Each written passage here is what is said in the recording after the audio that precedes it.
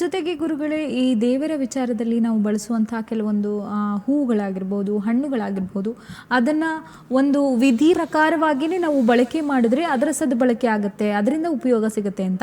ಆ ವಿಧಿಯನ್ನು ಮೀರಿ ಅದನ್ನು ಬೇರೆ ರೀತಿಯಾಗಿ ಬಳಕೆ ಮಾಡೋದ್ರಿಂದ ನಮಗೆ ಅದ್ರ ದುರುಪಯೋಗ ಆಗುತ್ತೆ. ಎಲ್ಲೋ ಒಂದು ಕಡೆ ನಮಗೆ ಸಿಗಬೇಕಾಗಿರುವಂಥ ಒಂದಷ್ಟು ಏನು ಸದುಪಯೋಗಗಳು ಖಂಡಿತ ದೇಹಕ್ಕೆ ಆಗೋದಿಲ್ಲ ಅಂತ. ಎಕ್ಸಾಂಪಲ್ ಹೇಳಬೇಕು ಅಂತ ಹೇಳಿದರೆ, ಒಂದಷ್ಟು ಬಿಲ್ವಪತ್ರೆ ಆಗಿರಬಹುದು ಅಥವಾ ತುಂಬೆ ಹೂ, ಒಂದು ಅದಕ್ಕೆ ಆದಂತಹ ಒಂದು ಪರಿಷ್ಕರಣ ಇದೆ, ಹೀಗೆ ಬಳಸಬೇಕು ಅದನ್ನು, ಹೀಗೆ ಅದನ್ನು ಸೇವನೆ ಮಾಡಬೇಕು ಅಂತ.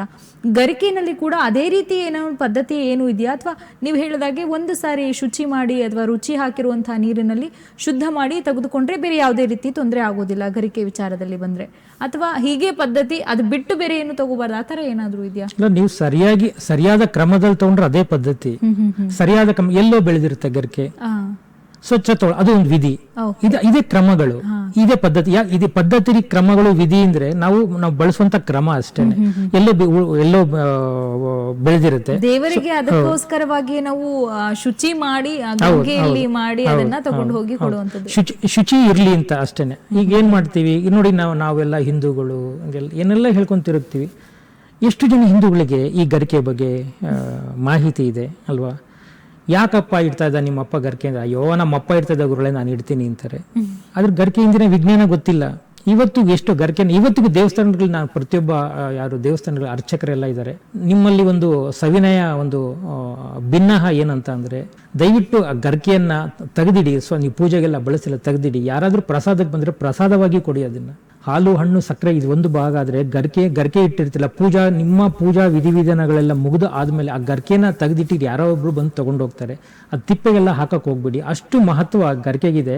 ಯಾಕೆಂದ್ರೆ ನಾವು ಬೇಕಾಗಿರೋದನ್ನ ತಿಂತಾ ಇಲ್ಲ, ಬೇಡದೇ ಇರೋದನ್ನೆಲ್ಲ ತಿಂತಾ ಇದೀವಿ ಅಲ್ವಾ? ಗರಿಕೆನ ತೆಗೆದಿಡಿ, ನಿಮ್ಮ ವಿಧಿವಿಧಾನಗಳೆಲ್ಲ ಮುಗಿಸಿ. ನಾವು ಅಷ್ಟೇ, ಯಾರಾದ್ರೂ ಹೋದರು ಭಕ್ತಾದಿಗಳು ಅದನ್ನ ಕೇಳಿ ಇಸ್ಕೊಳ್ಳಿ ಅವ್ರ ಹತ್ರ. ಅರ್ಚಕರು ಪಾಪ ಕೊಡ್ತಾರೆ ನಿಮ್ಗೆ, ನೀವು ಕೇಳಲ್ಲ. ನಿಮಗೇನ್ ಬೇಕು ಅದನ್ನ ಕೇಳ್ತೀರಾ, ಹುಲ್ ಕೇಳಲ್ಲ ಅಲ್ವಾ? ಆಗ ಬೇಕಾಗಿರೋದು ಆರೋಗ್ಯಕ್ಕೆ ಬೇಕಾದ್ರೆ ಅದೇನೆ. ತುಳಸಿ ಪಚ್ಚಕರ್ಪೂರವನ್ನ ಹಾಕಿ ತುಳಸಿ ಹಾಕಿ ಕೊಡ್ತಾರೆ. ಒಂದು ತುಳಸಿದು ಒಂದಿನ ಬೇಕಾದ್ರೆ ಮಾತಾಡೋಣ.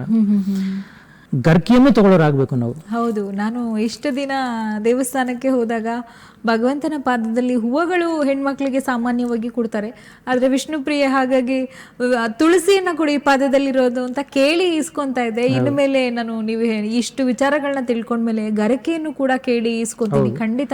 ಅದು ಒಂದು ತುಂಡು ಸಹ ನಾವು ವೇಸ್ಟ್ ಮಾಡಬಾರ್ದು. ಅದು ಎಷ್ಟು ನಾನು ಹೇಳ್ತೀನಲ್ಲ, ನನ್ಗೆ ಹೇಳಲಿಕ್ಕೆ ತುಂಬಾ ಅಂದ್ರೆ ನಮ್ಮ ವೀಕ್ಷಕರಿಗೆ ತುಂಬಾನೇ ಖುಷಿ ಆಗುತ್ತೆ. ಯಾಕೆಂದ್ರೆ ನಾನು ಅನುಭವಿಸ್ತಾ ಇದ್ದೀನಿ. ಈಗ ನನ್ನ 46 ವರ್ಷ. ನನಗೆ ಅವತ್ತಿಂದ ನನಗೆ ಪ್ರಜ್ಞೆ ಬಂದಾಗ್ಲಿಂದನೂ ಸಹ ಈ ಗರಿಕೆನ ಸೇವನೆ ಮಾಡ್ತಾ ಇದ್ದೀನಿ. ಇವತ್ತು ನೀವು ನೋಡ್ತಿರುವಾಗ ನಾನು ದಪ್ಪ ಇಲ್ಲ, ನಾನು ಸಣ್ಣನೂ ಇಲ್ಲ. ಈ ವಯಸ್ಸಿಗೆ ಎಷ್ಟು ಬೇಕು ನಾನು ಅಷ್ಟಿದ್ದೀನಿ.